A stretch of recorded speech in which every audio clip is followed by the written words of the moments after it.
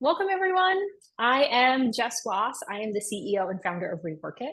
Reworkit is a transformational coaching company, and we are focused on helping overachievers find the best place for them to work and help organizations become a best place to work. Before I started Reworkit, I actually had a long career that spanned finance and strategy consulting and startup operations. And I like to say that I have changed careers 5 times in 15 years. But now I'm passionate about helping other people find the right career path for them in a much more efficient way. I have been featured since then in publications like the New York Times, the Wall Street Journal, Fast Company, and more. But I think what's more important and relevant to our conversation today is that I'm actually an introvert and I have a little bit of social anxiety. And so I absolutely loathe the traditional idea of networking. And if you ever do find me in a large group setting filled with strangers, you will find me either one, clinging to the one person I know, or by the dessert table. So I might as well be happy while I'm there, right? And I know I'm not the only one who can relate to this and these feelings around networking. And I think that's why so many of you showed up today and signed up for this workshop. Over the years, I have found a way to make networking work for me. It's one of the reasons I was able to build a six-figure business like this from the ground up. But whether you are introverted or extroverted, neurotypical or neurodivergent, early in your career or quite experienced, I think we all know that networking is so important. We just don't know how to make it work for us. And that is why we're here today. And that's why I wanted to bring in two esteemed experts who I personally admire because I think they're really quite adept at networking, but more importantly, breaking it down into accessible and actionable advice, because that's what this is about today. It's not about theory, it's about how we actually make this work for you. So without further ado, let me start to introduce our two guest experts for today. So we're gonna start with Miss Baily Hancock, who is a connection strategist and professional friend maker. She teaches people how to intentionally build, nurture, and leverage relationships to achieve their goals and succeed together, which is exactly why she's here today. And she really speaks about harnessing the power of connection-centered thought leadership to increase awareness, inspire action, and create impact in the world through workshop facilitation, through panel conversations like today, and a guest on podcast. And she is a natural born connector and extracurricular lover. She has spent her life curating her community and nurturing her network, and she prides herself on being only 1 or 2 degrees of separation from anyone, including Kevin Bacon. And I want to hear more about that. But through the past decade, she has worked with hundreds of entrepreneurs and creatives and executives, teaching them how to gain credibility through collaboration and amplify their influence through connection. And that's how I know Baily. I was following her journey for the last couple of years as she was an entrepreneur and have learned so much for her as I built this business. And Baily is happiest when she's sharing her story and expertise. She's done over 150 speaking gigs, and she's been a guest on nearly 50 podcasts, and she's written and been interviewed for articles from Forbes, Create and Cultivate, and HuffPost. She's a recipient of many awards and accomplishments like the Empowered Leadership Award from the Business Relationship Alliance. She's a past president of the Santa Monica Junior Chamber of Commerce, and she has an MBA with certificates in entrepreneurship and management from University of South Florida. Welcome, Baily. That was long. That was a long intro. Thank you. I probably should have cut it down a little bit, but thank you, Jess. You're welcome. I wanted to make sure people really understood, like, you really are an expert. You live and breathe this, and that's why we're so excited that we get to chat with you today. I love it. Really my favorite. So yay. Thank you, Baily. And we have one more expert here, because if that wasn't impressive enough, we have two for you today. So we also have with us Ashley Rudolph, who is a former tech exec turned coach and business consultant. She is one of the performance and career coaches on the Reworkit team with me. And as a coach, she helps high performers and people leaders successfully navigate challenging workplace dynamics and build the career of their dreams. And she leverages over a decade of experience at high growth startups to guide her clients towards career advancement and efficient company operations. And that's why she's one of our go-tos here at Reworkit, because she really understands being in your shoes. So before she was a coach, she spent time as head of consumer ops at General Assembly. She introduced cost-saving measures. She developed a groundbreaking $75 million financing program. She maintained exceptionally high customer service scores, like NPS 60 plus, if you know, you know. But fun fact, Ashley and Baily both worked at General Assembly around the same time on different coasts. So I just thought that connection to one another was just emblematic of what we're talking about today. And before General Assembly, Ashley was at Better Lesson, where she led the services team. She was at Newzella, where she established the inaugural PMO office. She oversaw over 250 projects there, over $1 million in cost saving, and she led high-performing teams. And that's what I love about working with Ashley. She is the real deal. She can coach, and she's the experience of being in your shoes. And beyond coaching, she enjoys exploring the Upper West Side neighborhood where she lives. She spends time in Central Park, so if you're in New York, look for her there. She's always with her beloved Kaviku, Allie. And we might hear them in the background today. They're with us. And she likes to nurture her passion for the arts through galleries and museum visits. And she's a devoted therapy dog volunteer with the New York Therapy Animals. Welcome, Ashley. Hi, I'm excited to I guess, meet everyone today at this virtual space, but I know it'll be a great conversation. Absolutely. And so we also have representing the East Coast, Ashley, West Coast, Baily. We got you covered across the US today. But let's get into it. Here's what we're going to do today. This webinar is really going to be a conversation. Okay, I have some questions I'm going to ask, and I'm going to let Baily and Ashley answer them. I'll jump in as well if I have something else to add. And hopefully through this conversation, you'll get some really great takeaways from here. And at the end, I'll try and wrap us up and make sure we have time for audience questions. I also have some pre-submitted questions from folks when they submitted those questions when they registered. So I'll start with those when we get the Q&A started, just to give you all some time if you have additional questions. But if at any point during our conversation today, if you have a question, use the chat, put in the word question, dash, and then write out what your question is so that later I can scroll back through the chat, find your questions and ask them. And then also feel free to use the chat to like interact with us, amplify things that you said that you're like snaps, definitely love that. Whatever you want to do or just encouragement. Okay, great. Okay, all right, so let me stop sharing so we just have us three on the screen and we can focus on the conversation here. And I want to kick things off by really breaking down networking, I think, into four main steps when I think about it. There's building your network, there's nurturing your network, there's leveraging your network, and then there's overcoming all the mindset, as we call saboteurs, right, that hold us back from doing this. So I want to start by talking about building your network. And Baily, I want to start with you. First question I just want to ask is, what's the best way to actually grow my network, specifically without taking up too much time? Because we know folks here are probably working full time, they have full lives outside of work. How do we even grow our network? I think it's important to reframe even network, because what I feel happens a lot of the time is people think I need to grow my network, and they're imagining walking into a networking event where they're exchanging business cards or they're doing cold outreach on LinkedIn, or it's very transactional and very professional in nature. But I want to push back on that, because at the end of the day, every professional, every CEO, every person you're trying to grow your network with is first and foremost a person. And so when we remember that, you realize suddenly that networking is not an activity you have to go do or build into your schedule. It is relationship building.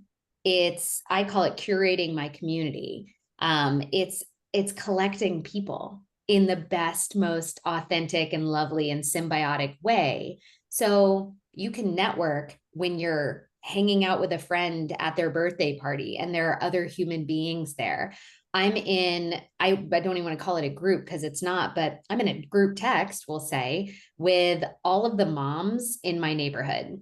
And that came about very organically. We started organizing a toddler Halloween trick-or-treat situation and started collecting numbers. As I would see another parent walking through my neighborhood, I'd be like, hi, not to be weird. I'm a parent here too. Do you want to know each other? So I started collecting people's numbers, and in the company field, I would put neighbor. And over time, it sort of formulated into this more cohesive group where now we are in a group text thread. And once a month we gather in one of our backyards or living rooms and just get together for the night. I am just now starting to learn what any of these people do for work, 6 to 8 months in. Just the other night, I had them over at my house. We had a fire pit s'mores hangout. And I was like, what do you do? Somebody said they had a presentation the next day. And so now we've built this foundation, this relationship based around a common element of our lives, which happens to be parenthood living in this specific neighborhood. And little by little, I'm finding them on LinkedIn. I'm following them on Instagram. We're deepening the relationship over time, but that is networking. These ladies have very impressive roles, come to find out. Like roles that if I met them in a formal setting, I'd be like, oh, she's not going to want to waste her time talking to me. You'd be intimidated. Yeah. Exactly. But I met her in a human level, and now these people are in my network. So I say that to let you know that like you do not have to go network. Every interaction with another human being is networking. Remove the word if that feels gross to you, and just think of it as relationship building, connection catalyzing, like curating your community with people that fit. Because the other thing to remember is not everybody you meet has to be in your network. That's not really logical, right? Well, that's a good question and point, because Allison, who signed up for this during registration, asked this question, like, how do you know who you should network with? So tell me more about that. Like, how do we start to, cull through all these people, these moms that we're meeting, decide like, who do I actually want to keep in here, and who do I want to like hope that gets kicked out of the group chat? Totally. Luckily, everybody's cool, which is unusual, right? It just is. Once you hit a number of 10, which we're at, it's unlikely that everybody's cool, but thus far, everybody seems cool. But assuming that's not going to be the case, you don't have to nurture relationships with people that the vibes are off, right? Like you can have a sense of who your people are pretty quickly, especially if you can be authentic in your conversation with them, where you're not just like putting on this polished veneer of like professionalism. If you can showcase some of your humanity, they'll do it back. And then you can start to say, okay, you're my people. I just saw this great quote that somebody said, you don't make friends, you find them. And I'm like, oh, yeah, you do. Yeah, you do. So there's that piece of it. You don't have to like nurture relationships with people that don't feel aligned. And in terms of finding the right people to network, you need to consider your goals. What are you trying to achieve by growing your network? Are you looking for a new job? Are you trying to change industries? Are you trying to get opportunities? Are you trying to make new friends? Like, doesn't matter the goal, but once you have a sense of the goal, you'll start to understand, okay, well, if I'm looking to get on more podcasts and do more speaking gigs, I should probably grow my network with event organizers or podcast hosts, right? So you kind of start there, and then you can start to do that curation piece of it where you're like, that's one. I want to be friends with her. I want to get to know her more. Not so much over here. And that's normal. That's not mean. It's just, finding your people. I love that. And there was a couple of things in particular that really stuck with me, which is one, reframing in our minds that networking is just relationship building. And I think everyone, has some degree of relationship building that feels like more accessible than this idea of networking. And you don't make friends, you find them. That's really going to sit with me all day, just like putting in the back of my head as I think about all the different layers of that. But also thinking about like, what is your goal? And based on your goal, that can help you decide who it makes sense to connect with. And Ashley, do you find this is helpful, like this approach of reframing networking as relationship building? How do you use that to help you build your network? Yeah, I actually like the term networking, but I think there's something about it for me where like traditionally networking is something scary. And I think I'm driven by getting good at something that is scary. So for me, so you want to ride the highest roller coaster. You're looking for the thrill. Exactly. So if networking is a monster, I am incentivized to defeat the monster. Like I am like, okay, oh, this is great. I want to get good at this thing that is a scary thing. Like I can overcome it. So that's why I don't necessarily reframe networking. I just see it as an opportunity where I can get good at something that is traditionally scary and has been scary for me. But now I'm like, oh, no, it's not. It's just networking. Like I've gotten good at it. I've practiced it. I've developed this skill that now either comes naturally to me or I have a strategy that I feel comfortable with. So yeah. Yeah. And talking about strategies, actually, I said in the beginning, I'm an introvert. We work with a lot of clients who are also neurodivergent individuals. And for us, we feel insecure at the prospect of meeting new people because we have to engage in small talk. And for a lot of us introverts, small talk is just like yucky. Like we don't like it. We don't feel like we're good at it. Do you have any advice for folks who feel insecure when talking to new people or when trying to make small talk? What are the openers? Yeah. So I would say one, everyone is different, right? And I think one thing that was helpful for me was figuring out what about the interaction was making me nervous, right? So for me, I found out that I really love one-on-one interactions. That's where I feel like I shine. I also found out that I like being in online communities because I can dip in and interact when I have the brain space to do it, but then I could also opt out when I don't want to, right? Which you can't really opt in and out at an event, even if mentally you want to, you probably cannot.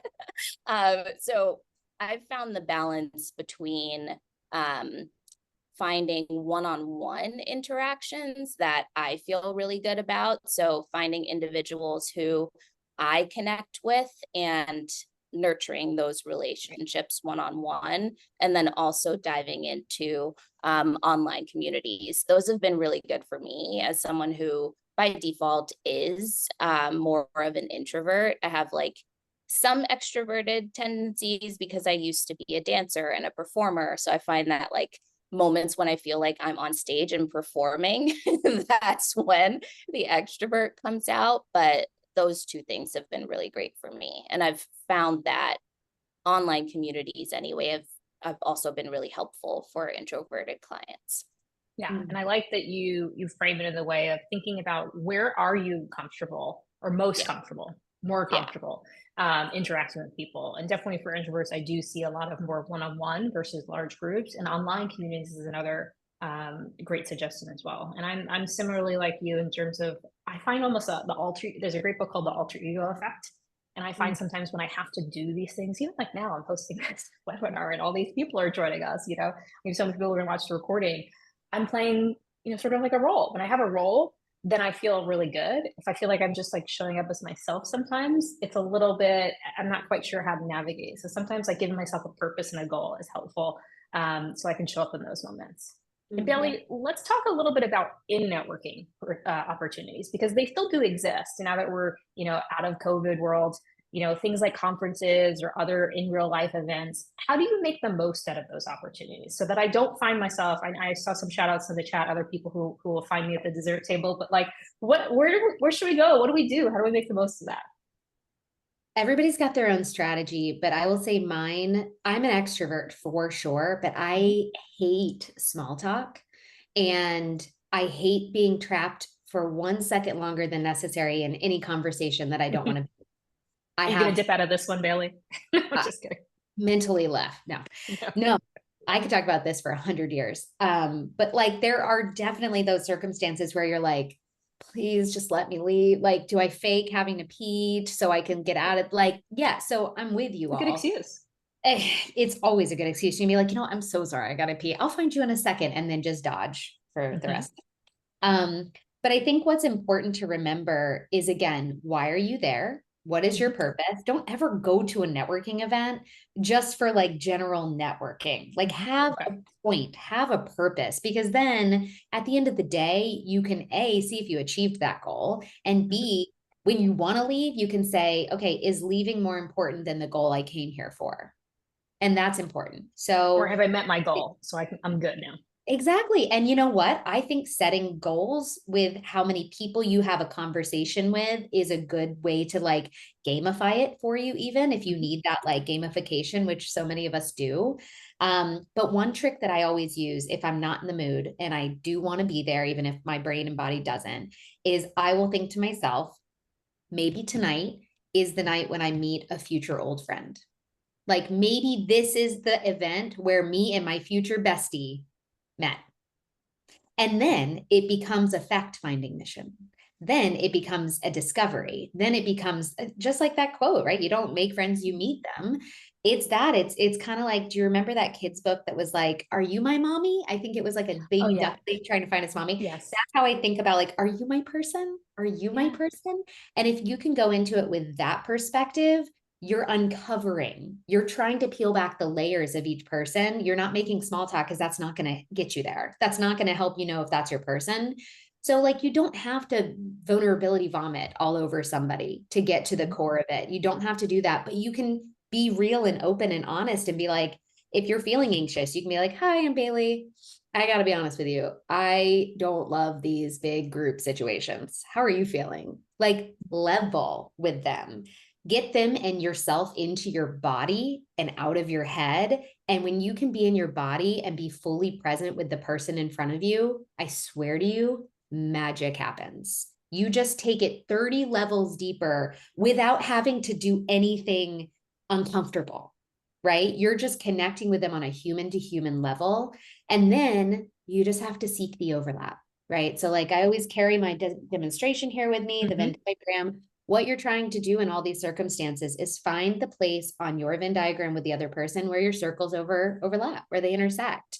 And that's like commonalities, it's common shared beliefs, it's common shared experiences. It's like, oh, I went here for college. No way, my sister went there. Or I used to vacation in this small town. Oh my God, me too. Like you're looking for those. I get chills every time I think about it because I've had so many of those circumstances where you find a weird overlap and you just never forget that. And then you get each other. All of a sudden, you're no longer strangers. You get each other. That's and your that is old where friend. it comes from. Yeah. And I think the key there, what you're talking about is also asking questions. Oh yeah, be curious. Being curious. I had a client the other day, we were talking about this, who said, I don't really like small talk. I like to go deep with people. And I said, okay, well, what's a question you might ask someone? And I go, I don't know. Like if I'm meeting someone in the office who I don't know, where do you live? What neighborhood do you live in? Right. Yeah. That feels like a small talk question. And I said, well, what do you ask after that? And they said, and she said, maybe what drew you to that neighborhood? And I go, that, right? That's where you shift from the small talk to the deeper, right? Because now you're getting to know more about someone and their values, what's important to them, what they like and dislike. And that's where as an introvert, we start to shine, right? And we can go really deep there. So I love this idea of getting curious, asking questions, looking to just find the overlap as you talk about and you brand yourself as well. That's perfect.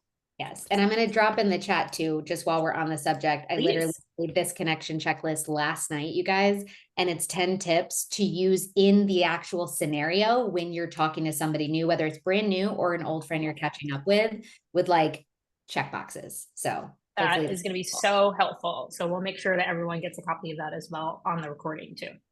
So now we talked about how do we start to build the network, or how do we start to find and develop new relationships, basically just like meeting new people, finding the overlap. Now let's start to shift and talk a little bit about how do we nurture a network? And let's actually just start with defining what this means. So Baily, what does this even mean? This idea of nurture your network. What does that mean? Okay. If your network is a garden, and these new connections you're making are seeds, you're planting them. If you walk away and don't ever look at that damn garden again, you think you're getting vegetables you're going to eat? No, you are not. You need to water them. You need to nurture them. You need to check on them. You need to fertilize them. You need to fan the flames of this baby little spark that you've just made with somebody. So that looks like supporting them. And that could come as obvious as if they post something on LinkedIn, freaking comment on it. It doesn't cost you money, and it costs about 5 seconds of your time, and it amplifies it for them. It means if you see them out there talking about an event that they're speaking at or something they're trying to do, if they're looking for new clients, you think of somebody you can connect them to, or you share their event with somebody. It's about making deposits before you need to withdraw, right? Mm-hmm. So it's just showing up for people and making them feel like you're paying attention to what they're doing and you're a cheerleader for them. And most of these things are seconds. I will often, if I know somebody in my network is launching a new program or something, or launching a podcast, I'll find out the date and put it in my calendar so that the morning of I can send them a text or a DM or an email being like, yay, on launch day. That makes people feel so freaking supported and good and loved. You're just loving on your people. That's what nurturing your network is. It's loving on them long before, if you ever even need to, tapping that relationship. It's depositing before you withdraw. I know I used more metaphors to explain the metaphor, but I love it. I use the planting seeds metaphor for everything. It's just too good. I also love deposit before withdraw is really important here. And I also like some of those suggestions there of thinking about how do you activate, how do you stay top of mind with folks, and using automation for that, right? Because things will go in my mind and then they'll leave the next second. So just taking that extra 5 seconds to say, oh, they mentioned when their kid's birthday was, or when their dog's birthday is, and I'm just going to put it in my calendar to remind myself, or schedule an automated email to go out. I do that with clients sometimes. I'm like, I'm just going to schedule the email from now to ping you in 2 weeks to check on you, because it just saves me a step, and I'm not going to remember if I just rely on this brain. We shouldn't rely on our brains for everything. Oh Lord, I can't do anything without my calendar. Like it's everything. It's everything. Yeah. Make it easy for yourself. I love that. And actually, do you have any other, creative ways that you try and stay top of mind with your network? Yeah. A couple of ideas. I think one very simple idea that doesn't require much, but it does require you to focus on doing a good job is doing a good job. When we're thinking about your professional network, sometimes the way that you build capital is by being known as someone who's good at what they do. So even if you haven't nurtured your network, even if you haven't had an opportunity to like really build a deep connection, a great solid starting point is being someone who's known for doing a good job. Ultimately, if that is your brand, people are more incentivized to want to help you, even if you haven't gone deep with them yet. That's your entry point for being able to go deep. So I would say start there if you're really trying to build a professional network and trying to advance in your career, or trying to find a new opportunity or things like that. Like sometimes having been really good at what you do is a great opener. But then in terms of things that I've done to nurture my network, one thing that I do, so I think about my network as it relates to like professional advancement in 3 buckets. So I have people that can hire me, people that can refer me, and then people that can support me. So the way that I engage with each of those categories is a little bit different. So for someone who can hire me, I have hirers and referrers. Actually, I have a quarterly email that I send to those people where it gives an overview of all of the exciting things that I've been working on, really exciting results that I've generated for my clients, what I'm looking forward to doing strategically and accomplishing strategically in my business. That one quarterly email that I send out leads to more business for me. And that's low lift. It's just one thing that I'm writing every 3 months, but it's the perfect way for me to engage with the folks that are in the who can hire me, who can refer me bucket. And then for the people who can support me, which is really important because those are the people that are going to be there in your day-to-day, right? That are going to be liking your LinkedIn posts, that are going to be texting you, hopping on the phone with you, what may have you.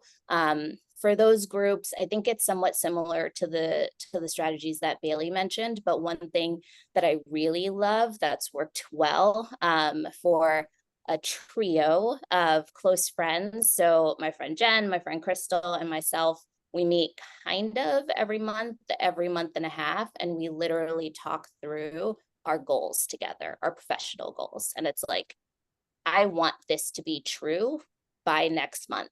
Hold me accountable to doing these things. So we get Manifest it. We get to sit with each other. We get to go deep with each other. We get to share like what's scary about the things that we want to work on. But that's our space to offer support with each other. And it's a different way than how we usually think to interact with our friends. But that's one thing that's been working really well for me. I love that. Baily, I feel like you're part of a lot of communities. Yeah, well, I was going to ask Ashley a follow-up question on the emailing. Please. I love that idea of like keeping your people posted basically on what you're up to and how they can support and hire. Do you have like a separate email list that you have built or like added people to over time? Do you ask them if they want to be on that? How does that work mechanically? Yeah, good question. Sorry if there's any marketers out here. So I just added them to my list.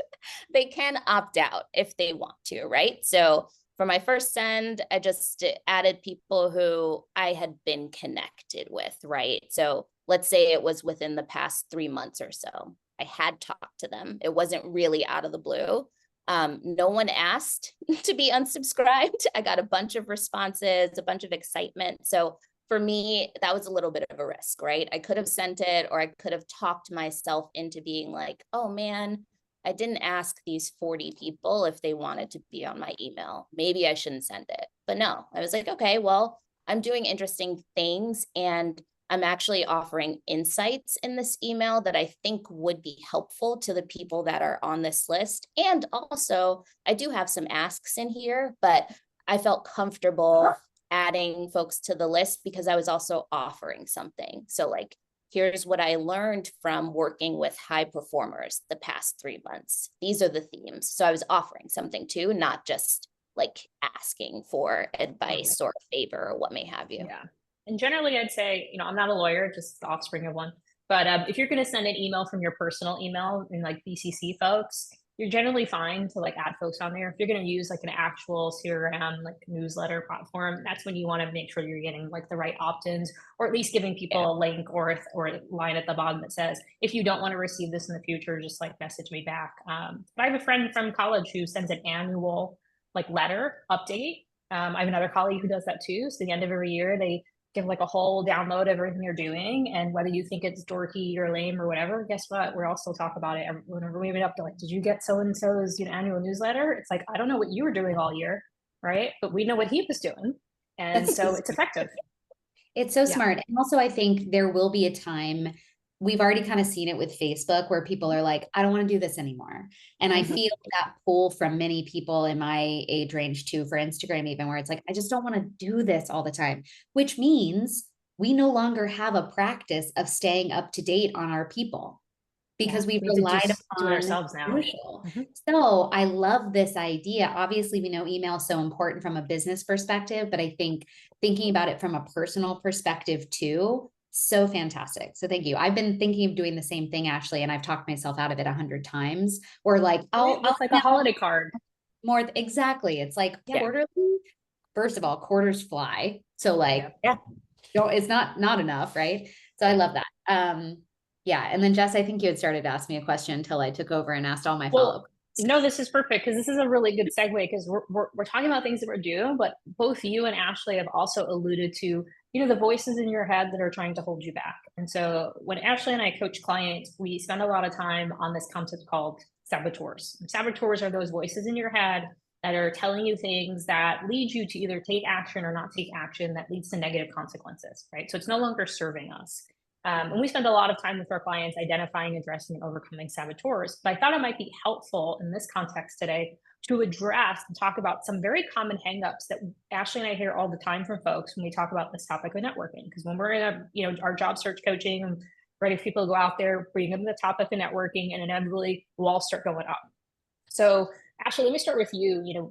The question a lot of folks have is, well, why would people want to help me or connect me to opportunities, right? Like, in fact, they're telling themselves, well, I'm going to be bothering these people. Why would they want to help me? Like, why would they even want to respond to me?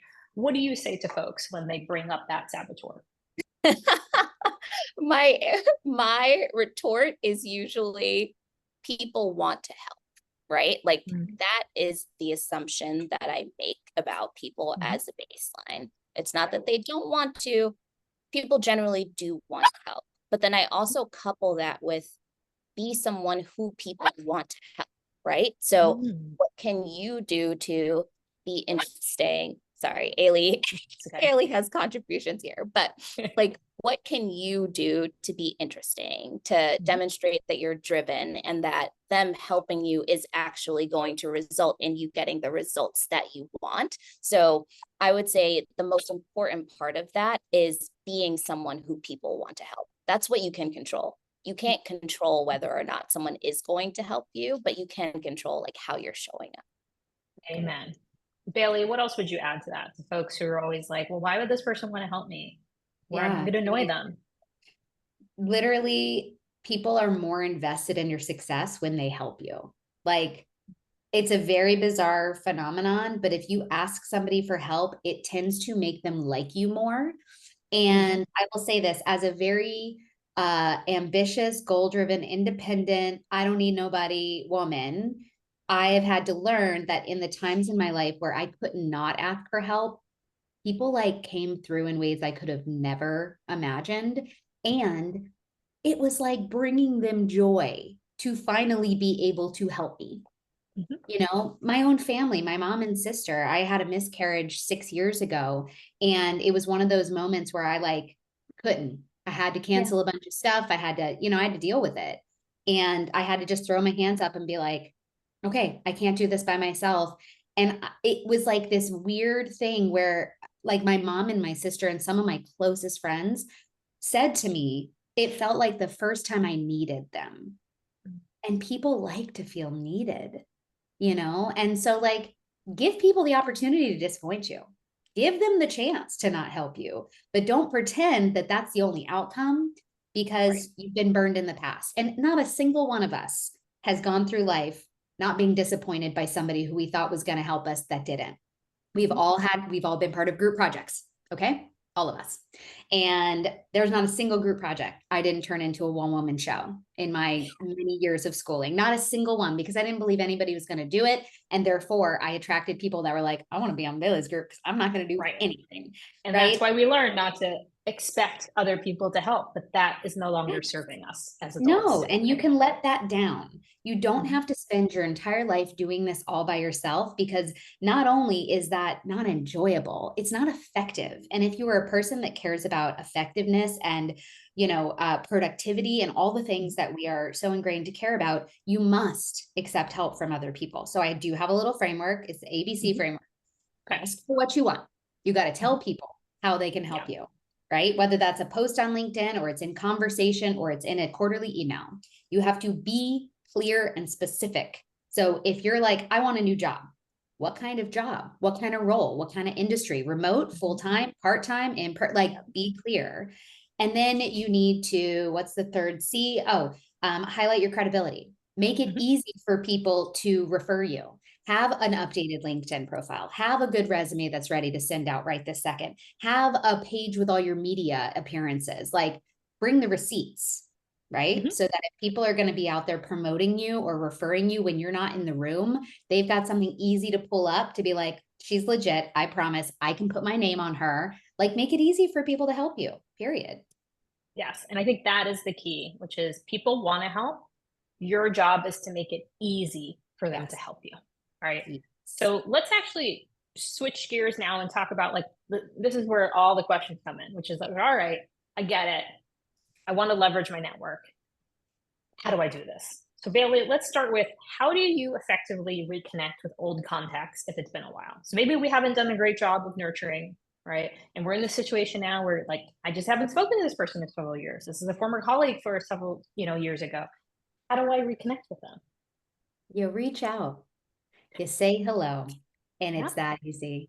Guess what? They likely have not been thinking about you in the last however many years. You might have popped into their mind. They might have seen you on social and thought a warm, fuzzy feeling or just scrolled past. But you have to stay top of mind for people. And if you haven't, you just reach back out and you say something like, hey, you popped into my brain the other day. God, do you remember when we both worked here? What a nightmare. Or, oh my God, those were the best days ever. I would love to hop on a 20-minute, 30-minute virtual coffee chat with you and see what you've been up to. Are you down? The end. The end. Well, it goes back to what, Ashley talks about. It's people want to help you. But also when you focus on being good at your job, right? If that's all you're focused on right now, I don't need anything right now. If you focus on being good at your job, when I get a message from someone I worked with years ago or haven't thought about in a while, I get an adrenaline rush. It feels nice, right? I'm never like, why is this person reaching out? I'm not a cynical person, right? If you're a cynical person, maybe, change the energy, right? And then you'll get something different in return. But for a lot of folks, you're like, oh my gosh, hey. And the other key thing that you called out there, Baily, is you didn't ask for the ask for something. You didn't ask for a favor and then initial reach out. Right? The ask was, hey, I'd love to hear what you're up to. I'd love to catch up.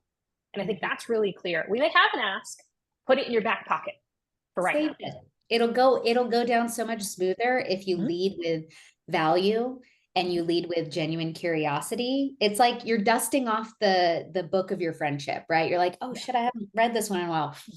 Okay, let's clean it up. And now we'll open it. We'll restart the story. And then once you talk to them, you can listen. You can be listening for like, what's important to them right now? What are they focusing on? See if you can lead with support for them as well. And then they'll inevitably ask you what you're up to. And there's your window. There's your doorway to walk through to be like, actually, yeah, I'm looking for X, Y, and Z. And they'll say, oh my God, let me introduce you to so-and-so, or have you read this book? Or like it will come naturally, as opposed to being like, hey, haven't seen you in 10 years. Do you think you could maybe like warm it back up? Y'all don't eat the cold food from the fridge. Warm it back up first, right? Just nuke it first. Nuke it 30 seconds. Just get the chill off. I love that. Yeah.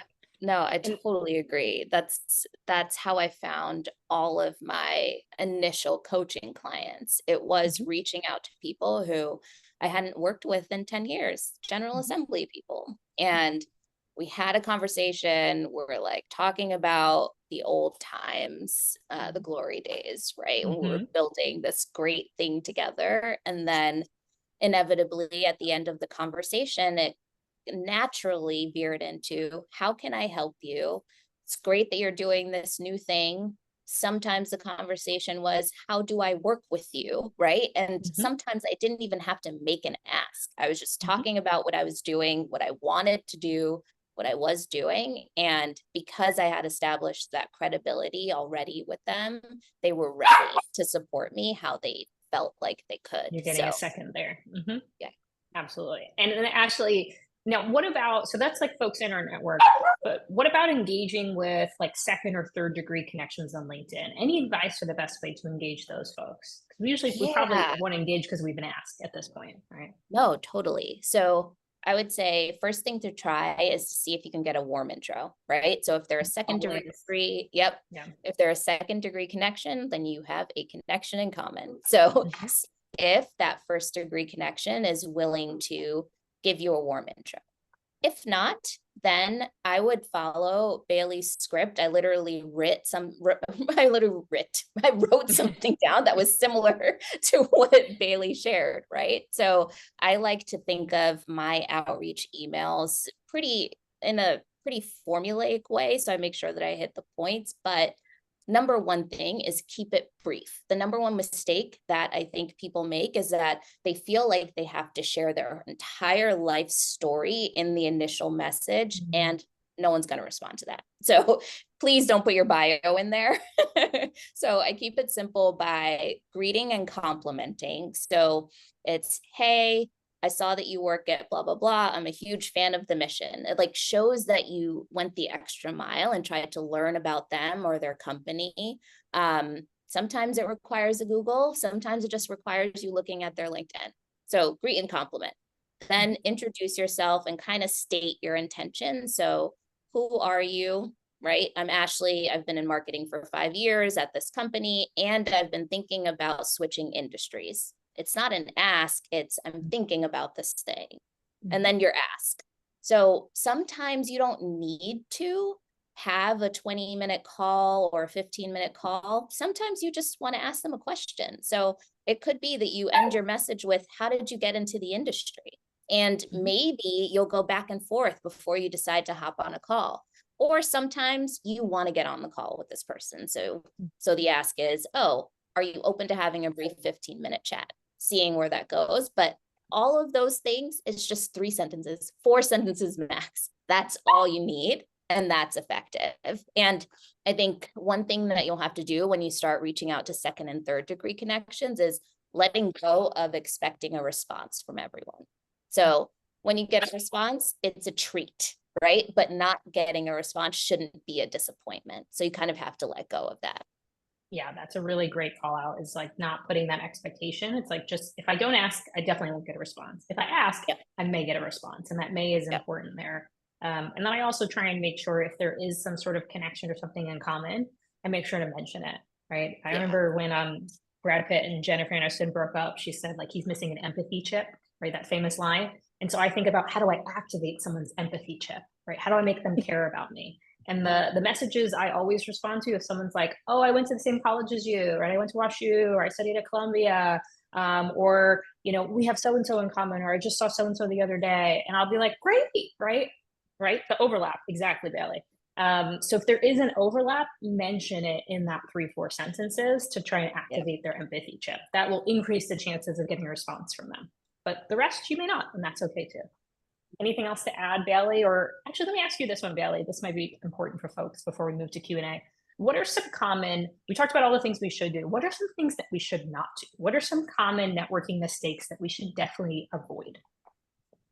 Asking for too much too soon, right? So like coming in hot without warming. And that looks like, hi, stranger, I'm going to spell your name wrong in the outreach, which is my number one pet peeve because there's no E daily. And, you know, it's like little tiny things like that. That does the opposite of activating the empathy chip. That makes me not like you at all, because then it's like, damn, they want this from me and they didn't even take a second to like make sure they were talking to the right person or reference literally anything that's available to them. So it comes back to doing your homework. If you're going to try and reach out to somebody, especially somebody you don't already know or haven't been introduced to via warm introduction, which to me is a non-negotiable. Like, I almost don't even believe it's possible to get something from somebody that hasn't been warmly introduced to you. It of course happens, but you increase the likelihood of them responding and ultimately doing what you want them to do times a bazillion. That's an official fact.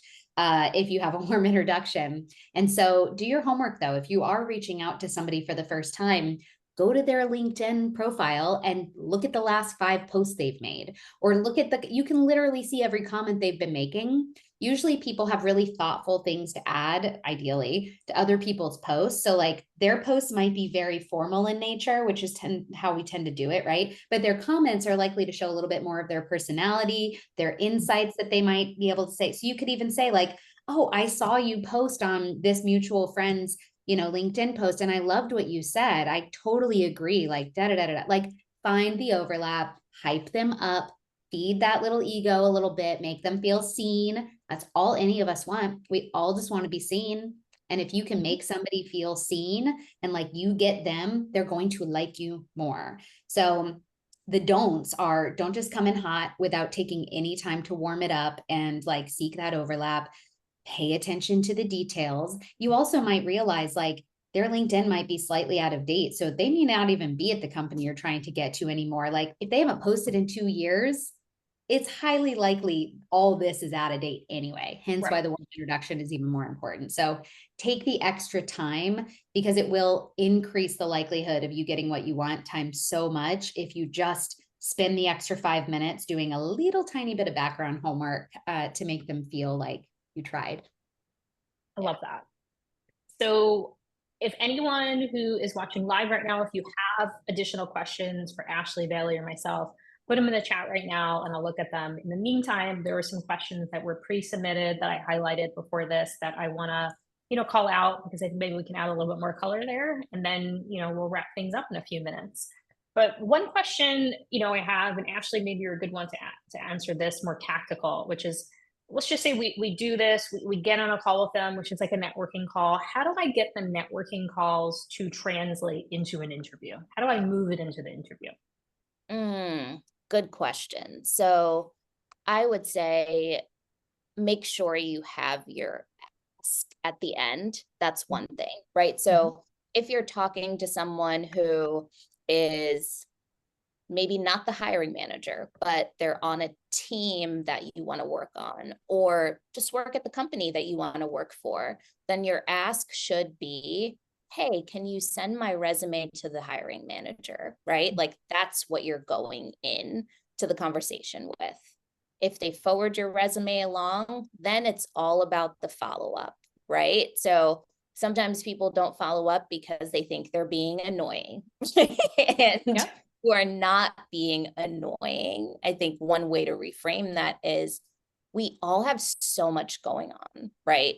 And if you're working, you have your work coming at you from left and right, you have your family life, you have your home life, you have all these things that you're doing. We all know how fast an email gets buried in the inbox. So it's not necessarily about you. I have had to come to learn that people are not thinking about me. In most cases, I'm thinking about me more than anyone else is. So sending that follow-up email is not annoying.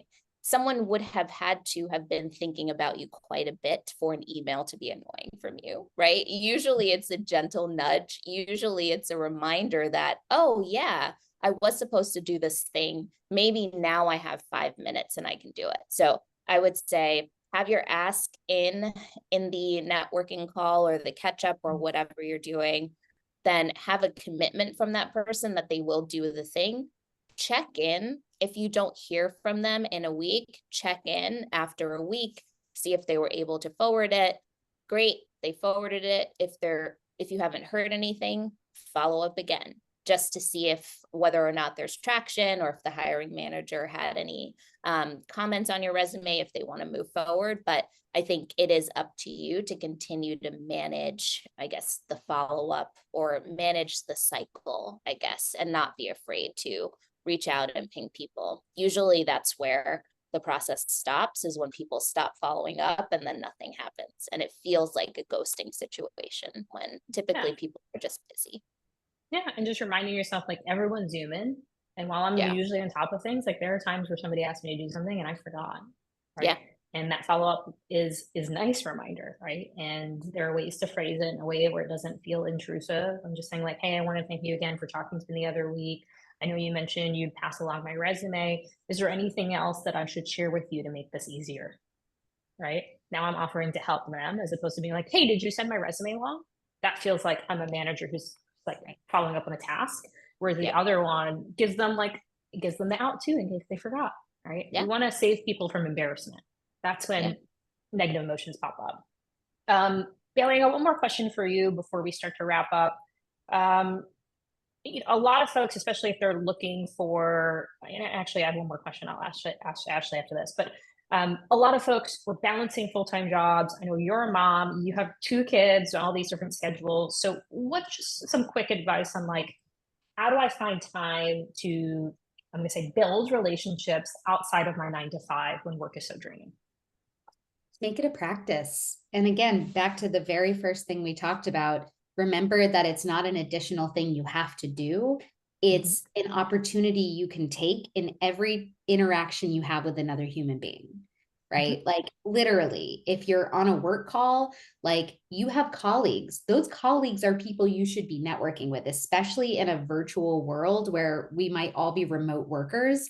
If you don't take the extra time to, like, carve out a little, even if it's like, hey, do you want to just eat lunch together on Zoom? We can have cameras off and just chat like we would if we were in an office. Like, you can build it into what you're already doing. When you're at, preschool drop off, make quick conversation with one of the other parents, like, start to build that relationship. And it doesn't have to go, to 100 meters deep right away. It's like, over time, that you're going to see them. So build it into how you exist in the world. Like, I call myself a professional friend maker because I can turn any interaction into a potential relationship, because I just try and lead with curiosity and with, like, genuine interest in other people, and people feel that. And then I just slowly over time, like, make it a little bit more formal, like, connect on the places. And over time, you'll realize you're interacting with God knows how many people every day, every week, every month, every year. Those are all opportunities to form a new relationship and then start to nurture that relationship. I love that. And again, it goes back to, like, just the relationships. We're not talking about networking, we're talking about relationships. Yeah. People are people, no matter what their title is. I love that. And so, Ashley, one last question. We've been talking a lot about maybe leveraging your network in the job search, but you and I know that building your network, nurturing your network, and tapping your network is just as important for folks who want to advance in their current career. I want to move up. So can you just speak to that, 30 seconds to a minute to wrap up, how, like, what's your best advice for leveraging your network to advance your current career? Yep. I'll say 2 things, even though I feel like I want to say 3. But so one thing that I've found is incredibly impactful is finding a champion. Hands down, champions.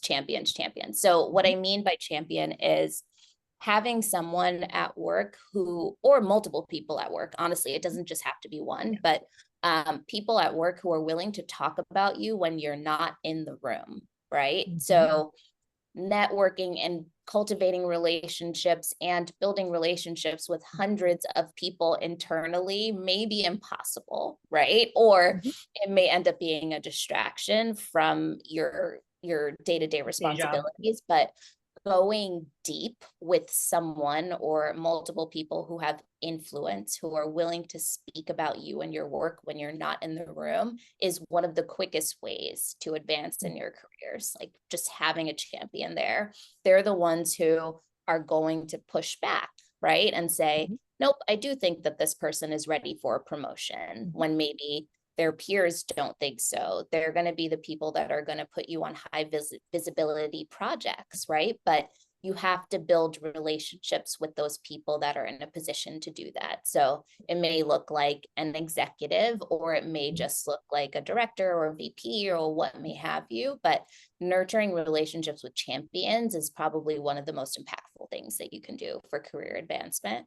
And then the other thing, which I mentioned earlier, but it's being good at your job, right? Yes. Like being really good at your job, and standing out, right? So not just heads down, being good at what you do, but being great at your job and socializing the work that you do with the right people. So maybe that's sending out a weekly update to whoever. You know your stakeholders better than I do, but I used to love sending out stakeholder updates or team-wide updates where it's like, here's what we accomplished, or here's our progress against X metrics. Great. I became known as the person who could move metrics, who could do things. And that opened up doors for me, but I would have done that work anyway. But the difference is people knew that I was doing that work because I was putting it out there. So two things for me are finding a champion or multiple champions, and then being good at your job, but also finding opportunities to socialize the work that you're doing and making that work more visible. I love that. Oh my gosh. Thank you so much, ladies, for sharing such amazing wisdom. I've taken some notes on it so I can put it in some of the recaps in our future newsletters. But Baily, thank you so much for sharing your time with us today. If folks want to find you after this or work with you, what's the best way for them to connect with you? Best way to connect is going to be LinkedIn. So I'll pop that in the chat real quick. And then, yeah, download that conversation or connection checklist that I mentioned. I'll pop it down there again, because it really does. It has like some very easy, solid tips that you can use. Plus, that'll get you into my ecosystem so you can learn more about what I've got coming up. But thank you so much for this. This was so fun. I appreciate it. And folks, everyone, you should get an email from Baily afterwards as well. And you'll put that in the link as well, Baily. Perfect. Yes. And then for folks who want to continue working with Ashley, I know Ashley's going to offer a very special, we never do this, just 90-minute power hour coaching session focused on helping to build your networking strategy. So if you want to talk more with Ashley and get some specific advice, you can book that. We'll put that in the recap email. And then we also do job search coaching. So if you need help finding a job and putting all this to action, plus the resume and LinkedIn and figuring out what you want to do, we do all of that as well. So thank you all for joining. For those who joined live, it was great to see you. And for those who are watching the recording, thanks for making it to the end. And we will talk to you all soon. Bye, folks. Thanks, everyone. Bye. Yeah.